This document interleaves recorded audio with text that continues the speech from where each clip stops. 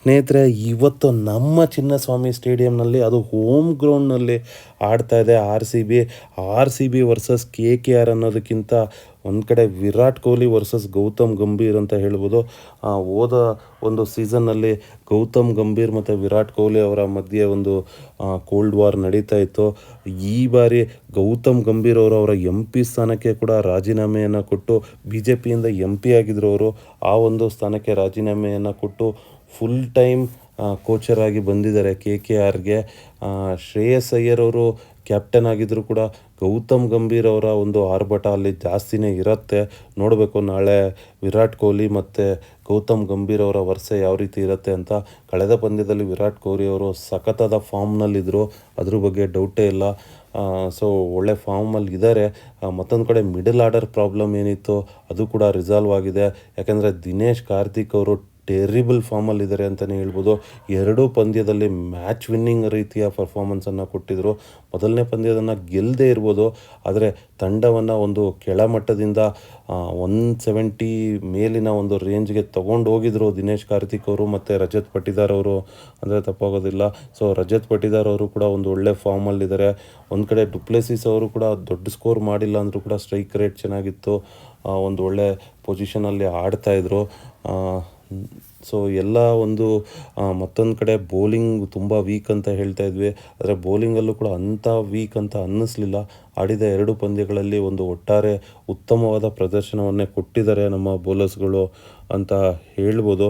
So ಬೌಲಿಂಗ್ನಲ್ಲೂ ಕೂಡ ಅಷ್ಟೊಂದು weak ಅಂತ ಅನ್ನಿಸ್ತಾ ಇಲ್ಲ. So middle order problem solve ಆಗಿದೆ, ಬೌಲಿಂಗ್ ವೀಕ್ನೆಸ್ ಸುಧಾರಿಸಿದೆ ಅಂತಲೇ ಹೇಳ್ಬೋದು. ಮತ್ತೊಂದು ಕಡೆ ವಿರಾಟ್ ಕೊಹ್ಲಿ ಅವರ ಒಂದು ಫಾರ್ಮ್ ಕೂಡ ಚೆನ್ನಾಗಿದೆ. KKR ಸ್ವಲ್ಪ ಅಂದರೆ ಶ್ರೇಯಸ್ ಅಯ್ಯರ್ ಅವರ ಒಂದು ನೇತೃತ್ವದಲ್ಲಿ ಆಡ್ತಾ ಇದೆ. ಸೊ ಹಳೆ KKR ತಂಡಕ್ಕೂ ಈಗಿನ KKR ತಂಡಕ್ಕೂ ಸಾಕಷ್ಟು ವ್ಯತ್ಯಾಸ ಇದೆ. ನನ್ನ ಮಟ್ಟಿಗೆ KKR ಅಂಥ ಸ್ಟ್ರಾಂಗ್ ಟೀಮ್ ಇಲ್ಲ ಅಂತ ಅಂದ್ಕೊಳ್ತೀನಿ RCBಗೆ ಕಂಪೇರ್ ಮಾಡಿದ್ರೆ. ಆದರೂ ಕೂಡ ನೋಡಬೇಕು. ಅದು ಹೋಮ್ ಗ್ರೌಂಡ್ನಲ್ಲಿ ಆಡ್ತಾ ಇರೋದ್ರಿಂದ, ಚಿನ್ನಸ್ವಾಮಿ ಸ್ಟೇಡಿಯಂನಲ್ಲಿ ಆಡ್ತಾ ಇರೋದ್ರಿಂದ ಬಹುಶಃ ಇವತ್ತು ನನ್ನ ಪ್ರಕಾರ ಫೇವ್ರೆಟ್ ಬೆಂಗಳೂರೇ ಅನಿಸುತ್ತೆ.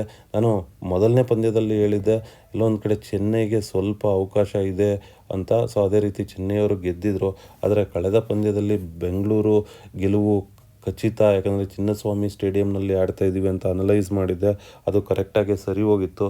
ಇವತ್ತು ಕೂಡ ನನ್ನ ಪ್ರಕಾರ ಬೆಂಗಳೂರು ಗೆಲ್ಬೋದು ಅಂತ ಅಂದ್ಕೊಳ್ತೀನಿ. ಯಾಕಂದರೆ ನಮ್ಮ ಚಿನ್ನಸ್ವಾಮಿ ಸ್ಟೇಡಿಯಂನಲ್ಲಿ ನಮ್ಮ ಬೆಂಗಳೂರು ಸ್ಟ್ರಾಂಗ್ ಗುರು. ನೋಡೋಣ.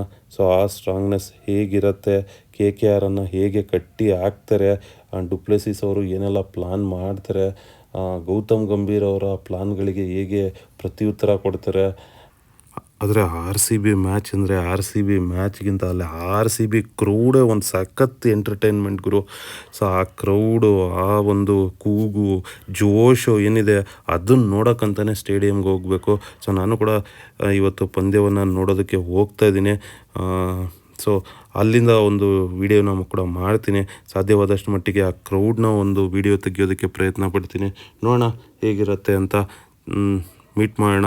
ಸೊ ಆ ಒಂದು RCBಯ ಏನು ಕ್ರೌಡ್ ಇದೆ ಅಲ್ಲಿ, ಇಡೀ ಚಿನ್ನಸ್ವಾಮಿ ಸ್ಟೇಡಿಯಮ್ಮು ತುಂಬಿ ತುಳುಕ್ತಾ ಇರುತ್ತೆ. ಅದನ್ನು ನೋಡೋದಕ್ಕಂತಲೇ ಹೋಗ್ತಾಯಿದ್ದೀನಿ. Thank you friends. Thanks for watching our channel.